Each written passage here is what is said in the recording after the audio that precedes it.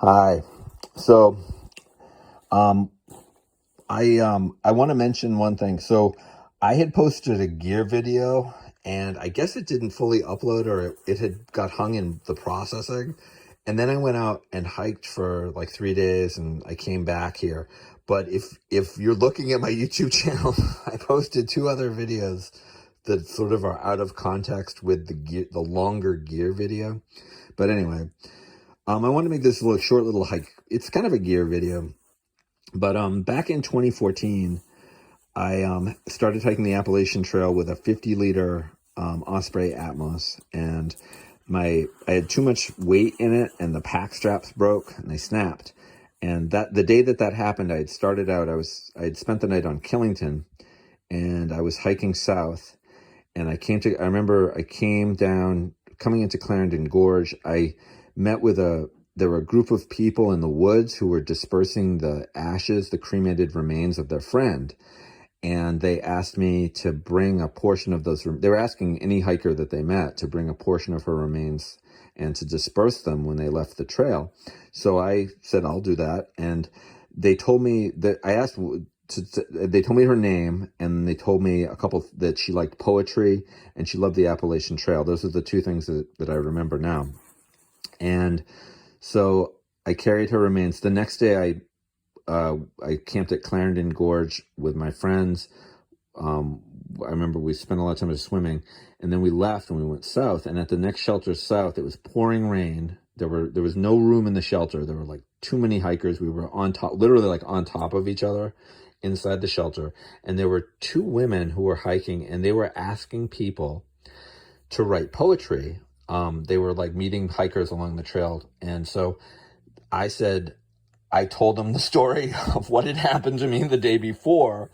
I'm not sure if they thought I was crazy, but that actually happened. And so I wrote a poem. I gave it to them, and it actually did get published. I don't have a link to it. If I can find a link to it, I'll put it in the description to this video. But I just want to mention it because that was the day that my pack straps broke. And what's interesting is when I contacted Osprey, they replaced my pack, and they said that I could go pick up a new one in, guess where? The REI store. No, not REI. It was Eastern Mountain Sports.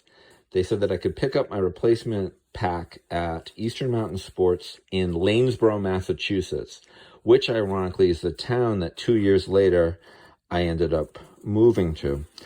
So, just one piece of gear, it brings back this whole story of that whole journey.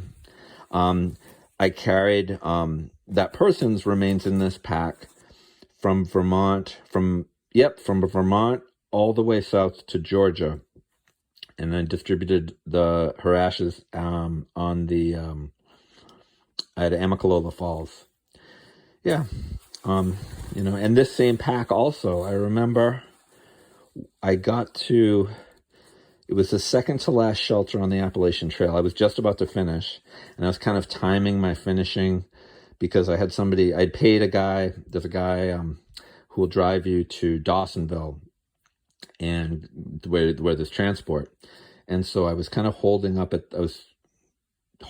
So the second to last shelter, and it was pouring rain, and there was thunder and lightning, and it was still dark. It was like 5 a.m. I'll never forget waking up and reaching into this pack and finding hundreds of acorns inside of this pack, which had been left there overnight by squirrels that had been coming into this. And it was my second to last day on the Appalachian Trail. And I think I have a video of all those acorns somewhere in my videos about the AT.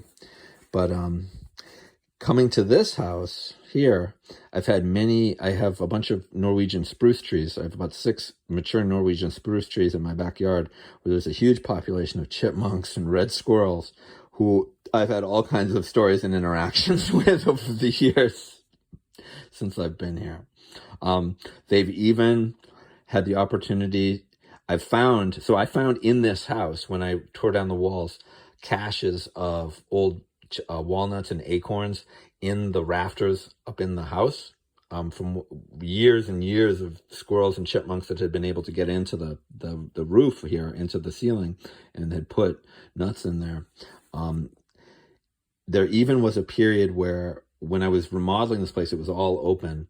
the squirrels had started moving their acorns into my storage boxes. So what had happened here happened again in this house, not too far. I could actually go see. I'm gonna sort of obscure the camera because this is kind of a mess back there. But there's a whole bunch of boxes. I've got a bunch of. It's not too bad, but this is kind of a storage. The storage annex back here. But you can see this was the box. If there's still any in there. No, it was one of. Oh no, it's this one.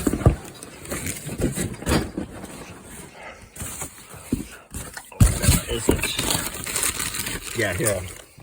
These are little chestnuts.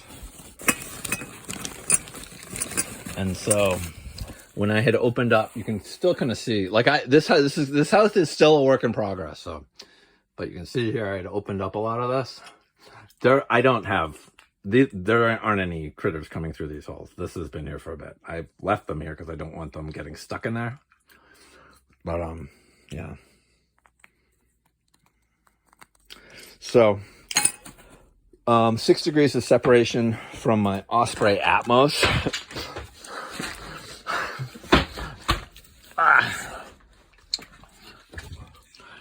Yeah, 6 degrees of separation from my Osprey Atmos. I've carried cremated human remains. Squirrels have used it as a food cache. And it's, still a perfectly good and usable backpack.